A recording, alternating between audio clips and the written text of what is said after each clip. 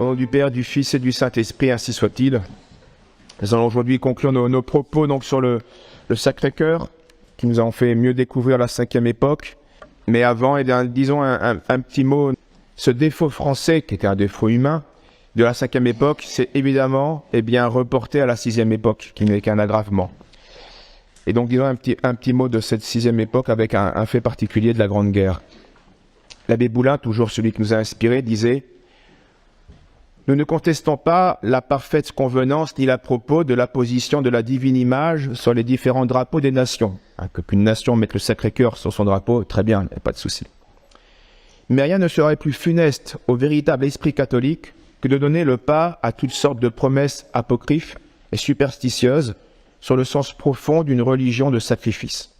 Aussi est-ce avec surprise et chagrin qu'on a vu certaines propagandes, sous prétexte de patriotisme, exploiter sous nos yeux l'exaltation présente du sentiment national pour détourner, de plus en plus, à l'aide de grossières exagérations, un culte tout spirituel, vers on ne sait quel particularisme ou quel millénarisme qui jure avec cette véritable fin.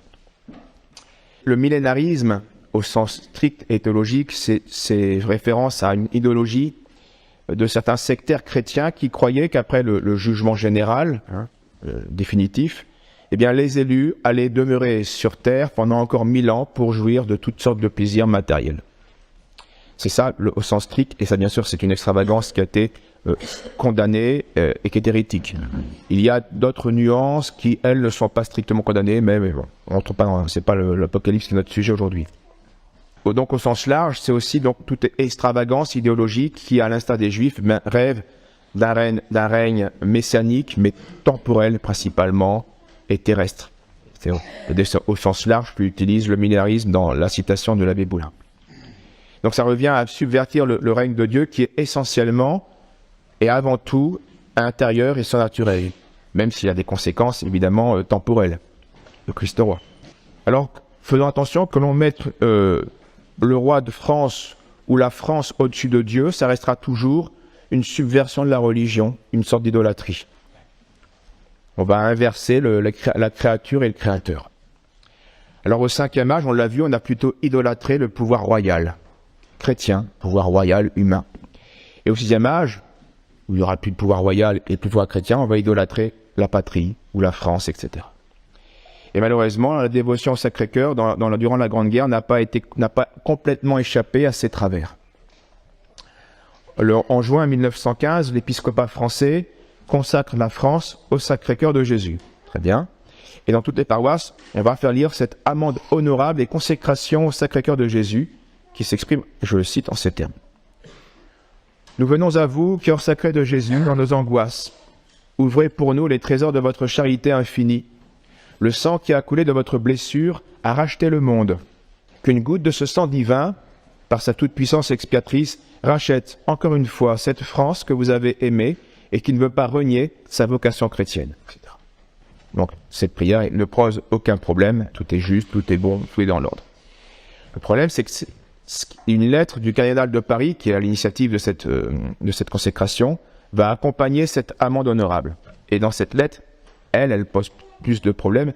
Il précisait ainsi qu'il fallait supplier le Sacré-Cœur de donner la force à ceux qui combattent et la victoire à la France et aux nations qui luttent avec elle pour la cause du droit. C'est là que ça pose problème. Dans cette guerre qui a de multiples causes qui sont pas du tout dignes, guerre secrète, commerciale, de transformer cette guerre en la guerre du droit, ça a été le grand génie de la propagande. Parce que pour dire aux gens qu'il faut aller perdre la vie, il faut que ce soit quelque chose de transcendant. Si on veut dire, allez, on va aller faire la guerre et perdre la vie pour enrichir les banquiers, vous comprenez bien que ça ne motive pas les troupes. Par contre, la guerre du droit, là, il y a une transcendance. Oui, mais c'était une propagande, c'était pas vrai. Et malheureusement, le clergé va donner le dent. Donc, qu'on demande à Dieu de donner la victoire à la France, pourquoi pas, il y a une guerre, c'est normal.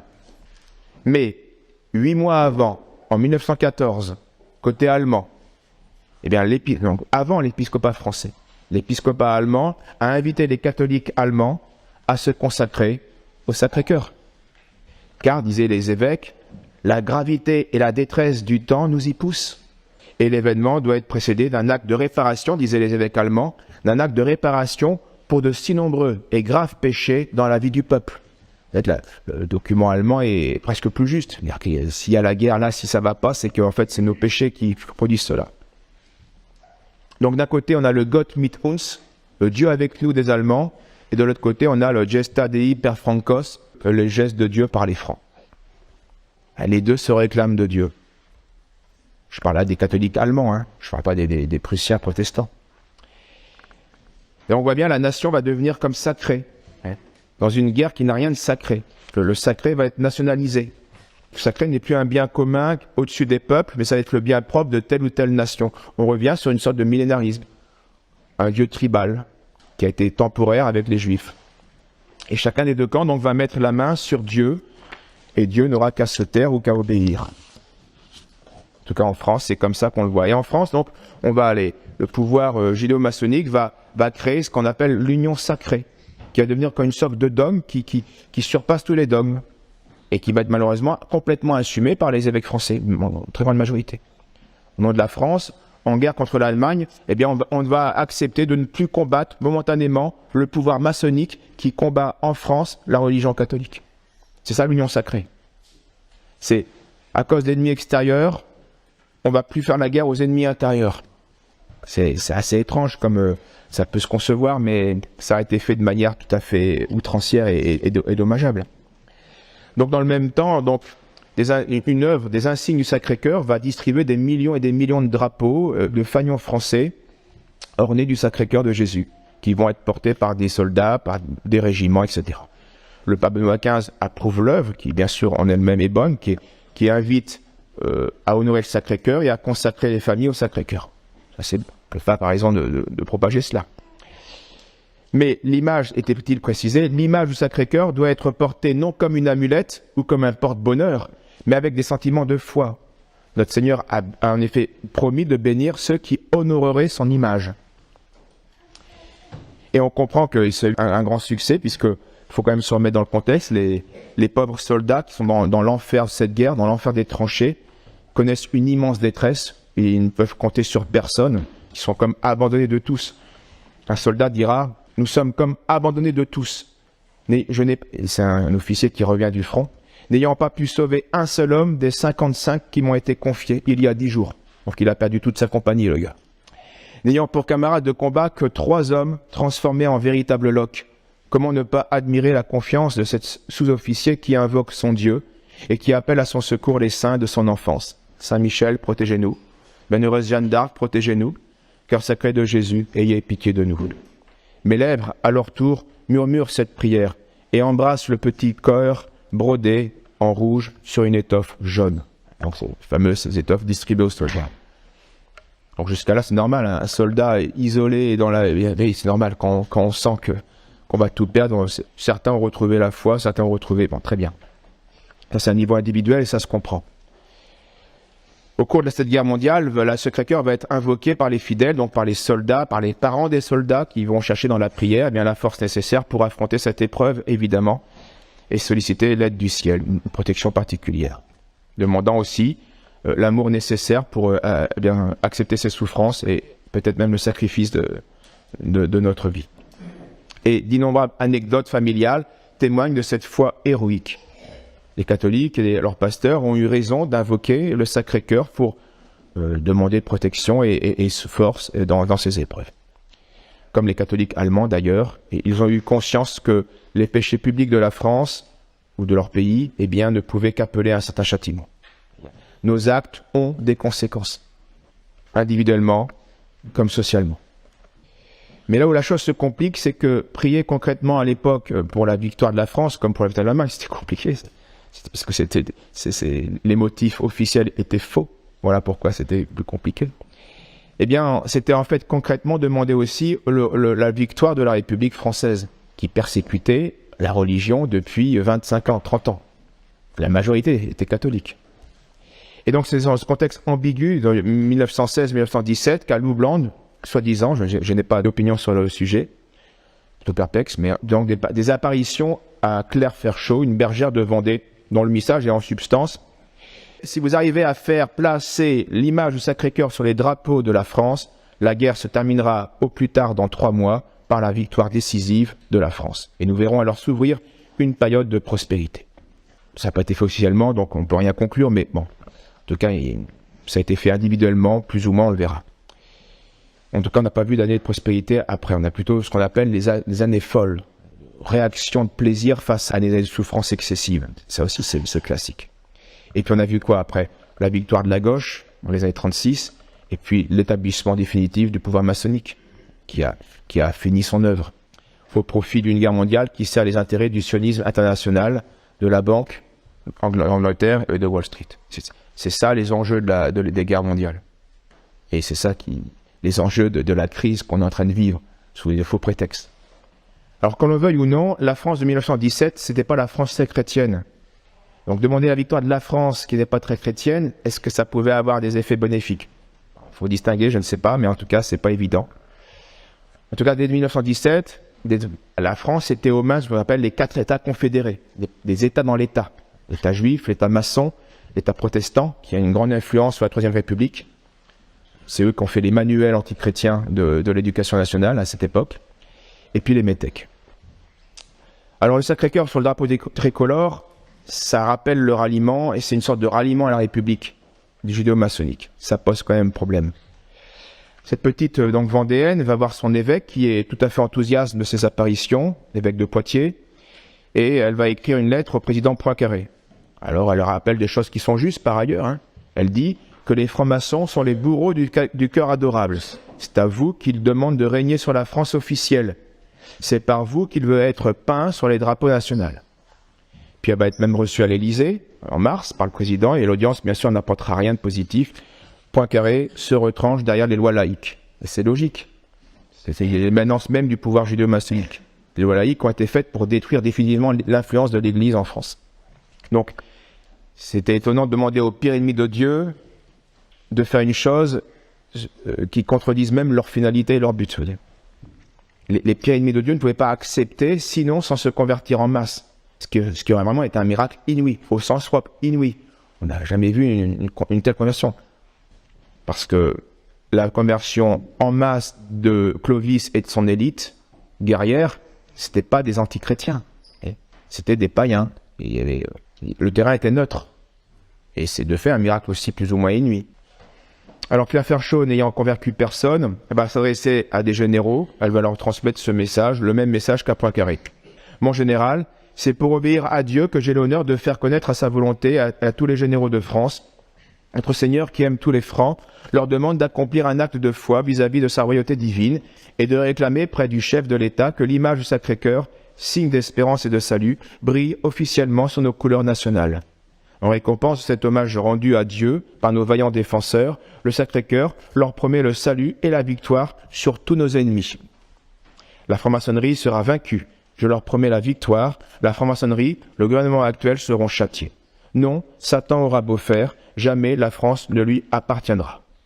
Tout n'est pas faux, hein, il y a même des choses, mais pourquoi jamais la France n'appartiendrait à Satan? Aujourd'hui, la France, elle appartient à qui? Alors, le maréchal Foch va consacrer en son nom les armées françaises et alliées au Sacré-Cœur de Jésus en juillet 1918. Donc 3 mois avant la fin, voyons que ça ne prouve plus rien. Ça n'a plus aucune force apologétique. Parce qu'il y avait un enclenchement logique.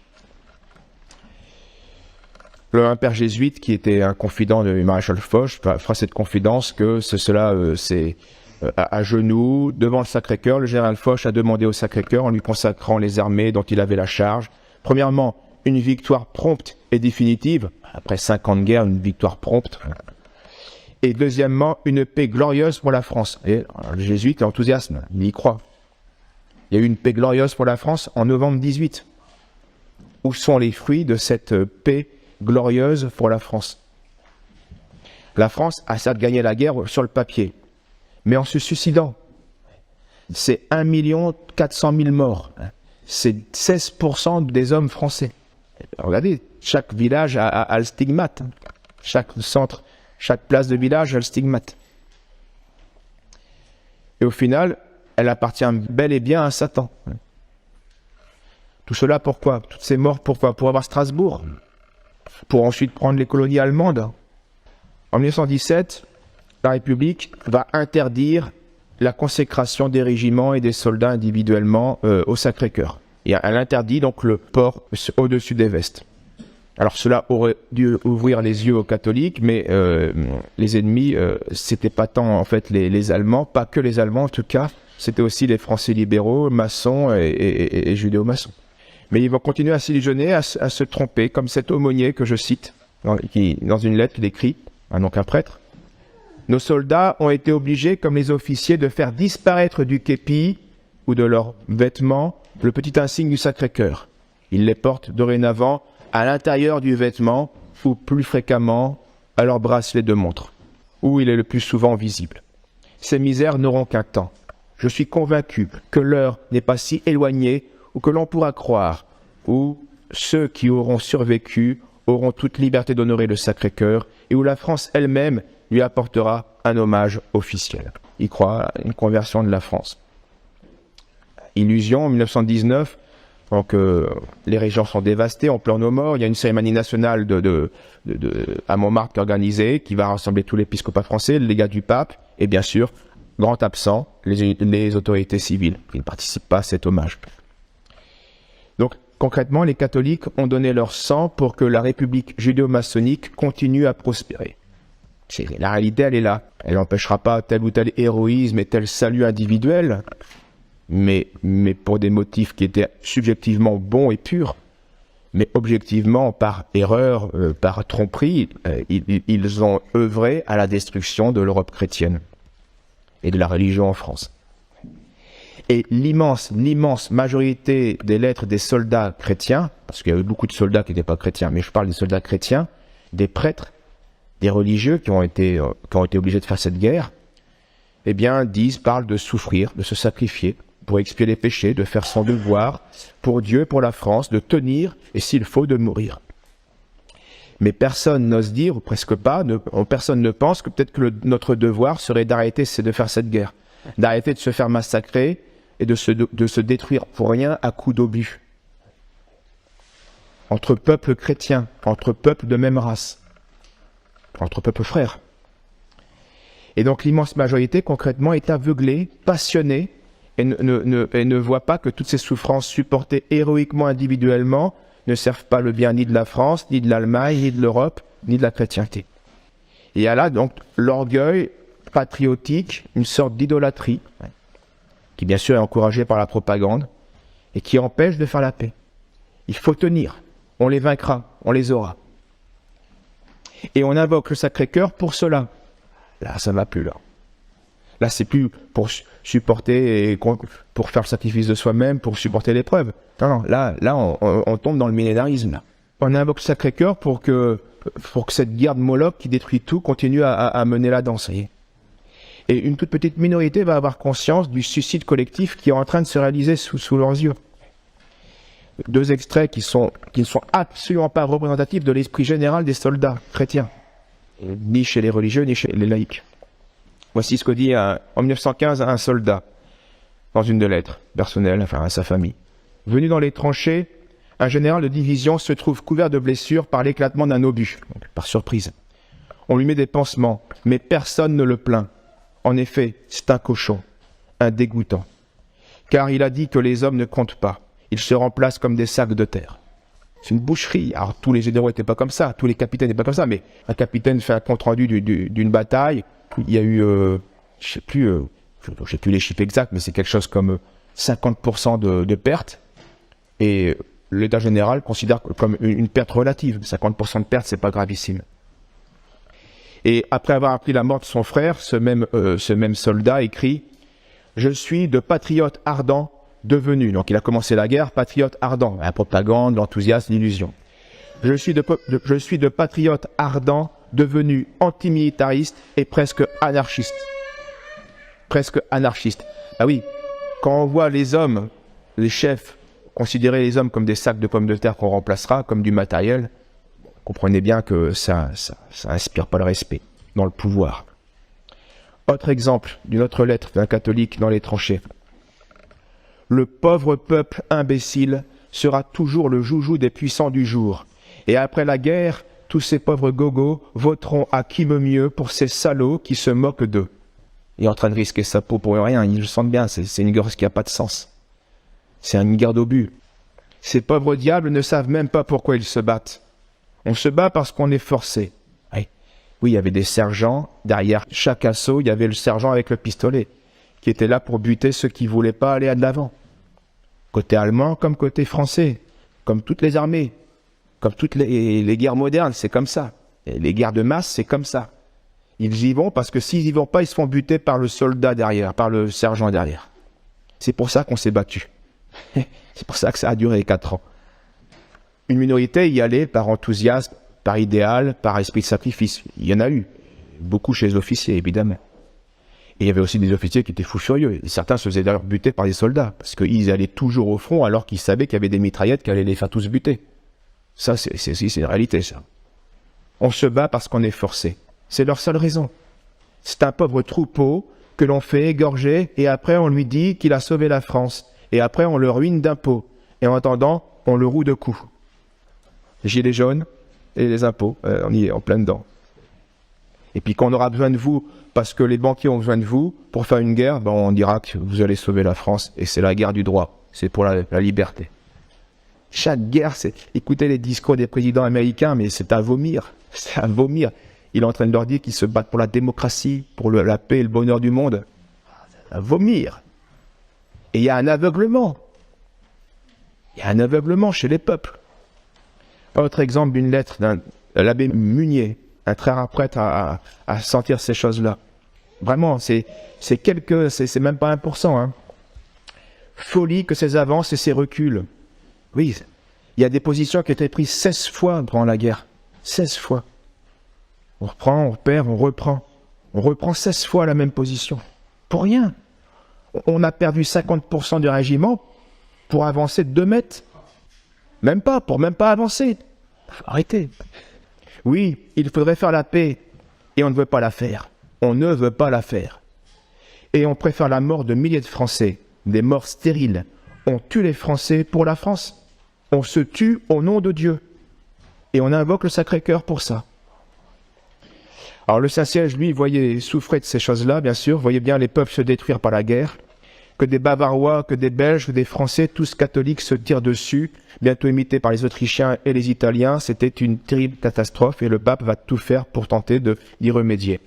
Et il va se heurter non seulement à la mauvaise volonté des États, qui sont aux ordres de la finance, mais parfois même des catholiques eux-mêmes, qui sacrifiaient un culte idolâtrique.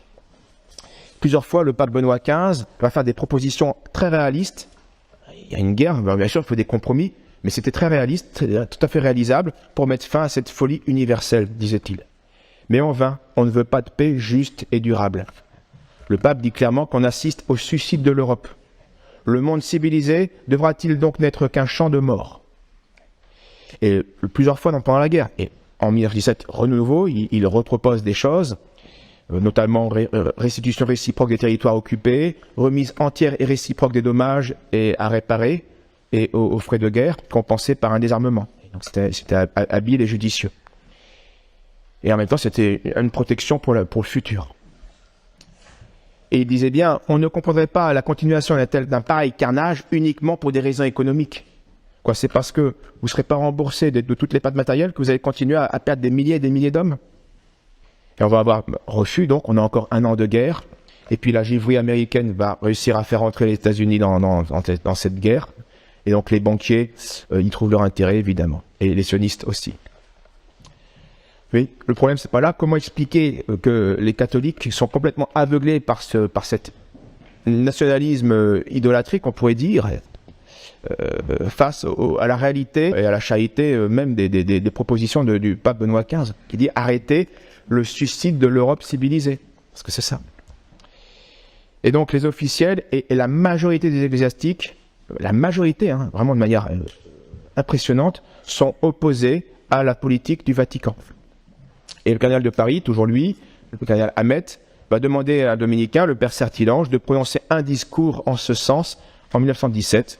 Donc, le cardinal ne peut pas le faire lui-même, il est cardinal. Donc il va confier cette tâche aux dominicains, qui était un prédicateur assez connu, un théologien assez connu. Ce dominicain, donc, déclare d'abord dans son discours que le pape n'est pas infaillible en politique, ce qui est vrai. Il y a un différend politique, le pape n'a pas à prendre parti, il doit rester neutre. Donc très bien, ça c'est vrai. Mais ensuite, le dominicain s'oppose à la paix de compromis qui était raisonnable, proposée par le pape. Alors c'est pas infaillible, non, mais c'était raisonnable. Et il dira, cette fameuse phrase, « Très Saint-Père, nous aimons la paix, mais de votre paix, nous n'en voulons pas. » Non, ils veulent une victoire avec une défaite humiliante pour l'Allemagne. Voilà ce qu'ils voulaient. Et c'est un cercle vicieux. Hein. À bout d'un an, 2 ans, on n'a pas tant de morts pour rien. On n'a pas eu tant de morts pour s'arrêter là. On n'a pas eu tant de morts pourquoi? Pour qu'il y ait un statu quo. Non, il faut que l'autre mange la poussière. C'est ça, dans un conflit, c'est toujours pareil. La sagesse, d'un moment donné, jusqu'où on va aller? Je veux avoir le dernier mot. Dans des conflits individuels, c'est pareil. Hein. La sagesse, te dit à un moment donné, bon, ok, on s'est fait assez de mal, j'ai perdu ça, je ne retrouverai pas, mais on va arrêter. La surenchère, ça suffit. Eh bien, le dominicain, il n'en veut pas de cette paix. Et le clergé français non plus. Alors, on y arrivait là, vous voyez bien, par un attachement idolâtrique passionné à la patrie, qui va jusqu'à l'aveuglement, l'absurdité et la bêtise. Et les catholiques de l'époque ne se rendent pas compte. Ils sont dans leur propagande, dans leur monde, et ils ne se rendent pas compte qu'ils sont derrière en fait une idole révolutionnaire, idolâtre. C'est Jean de Vigry qui a très bien expliqué ça là, et ça ne plaît pas toujours, mais c'est Jean de Vigry qui a raison. C'était une guerre idéologique, et les catholiques n'avaient rien à faire dans cette guerre-là. C'était pas la guerre de la civilisation, c'était pas la guerre contre les barbares allemands, etc. Cardinal Billot, que j'ai souvent cité, était une des très rares personnalités françaises à avoir mis en garde contre cela et avoir vu les dangers. De substituer quelque chose à Dieu, c'est l'idolâtrie, disait-il. Dans cette lettre que je vous ai déjà citée, je la récite. « J'ai crié gare à je ne sais quelle nouvelle forme de millénarisme sur la pente duquel nous mettent ces assurances de triomphe sur nos ennemis et sur ceux de la Sainte Église. Et ce pouvoir d'abattre à nos pieds cette tête superbe et orgueilleuse des grands, ces abondantes bénédictions sur toute notre entreprise, etc. » En vérité, ce n'est pas ce que semblent nous promettre les leçons du passé. Ce n'est pas ce que le Sacré-Cœur réservait à Louis XVI, à Garcia Moreno, aux héroïques vendéens Laroche-Jacquelin, de Charette, de Lescure, d'Elbé, de Catlino. Enfin, nous ne sommes plus des Juifs d'Ancien Testament. Chimère, chimère, chimère. Qui ont le grand tort de donner le change sur une dévotion admirable, tout entière orientée vers l'acquisition et l'union des vertus surnaturelles et de la vie du siècle à venir. Nous allons mieux comprendre pourquoi le Sacré-Cœur est apparu à l'époque moderne, à la 5e époque et aussi pour la 6e époque. Le cardinal Pie résume bien dans une lettre synodale l'essence même du culte du Sacré-Cœur. Le Sacré-Cœur de Jésus, c'est la quintessence même du christianisme. C'est l'abrégé et le sommaire substantiel de toute la religion. C'est l'amour de Dieu rendu visible afin d'exciter l'amour des hommes en retour, comme le dit le verset « Mon fils, donne-moi ton cœur ». Et si ce Sacré-Cœur s'est particulièrement manifesté au XVIIe siècle, ce n'est pas seulement pour appeler son amour pour l'humanité. Il y a encore quelque chose qui va y être ajouté. C'est la réponse des hommes qui est scandaleuse et qui méprise l'amour de Dieu, spécialement dans l'Eucharistie. C'était le sens des apparitions. Donc oui, on peut dire que la dévotion Sacré-Cœur est quelque chose de nouveau. Dans ce sens-là, elle ajoute quelque chose de nouveau parce qu'elle ajoute la réponse des hommes qui est une ingratitude. L'amour du divin maître, oui, mais un amour méconnu et outragé. Voilà l'objet spécial de la dévotion moderne du Sacré-Cœur. Et même cela, c'est pas très nouveau, puisque chaque messe, on le rappelle, le monde a été fait par lui, le monde ne l'a pas connu. Il est venu chez les siens, chez lui, et les siens ne l'ont pas reçu. C'est Saint Jean, dans le prologue. Mais par contre, à tous ceux qui l'ont reçu, il leur a donné pouvoir de devenir enfants de Dieu, etc. Et de grâce sur grâce. Donc la dévotion au Sacré-Cœur insiste sur une pratique. L'esprit de réparation qui est un concept fondamental de la rédemption. Qui dit réparation dit satisfaction. Satisfaire. Faire pénitence donc. Ça implique une idée de la justice lésée qui demande une compensation. Et on pourrait donc dire que ce qui est nouveau dans le culte du Sacré-Cœur, c'est pas le culte de l'amour de Dieu évidemment, mais une époque particulièrement ingrate qui va abuser des dons de Dieu.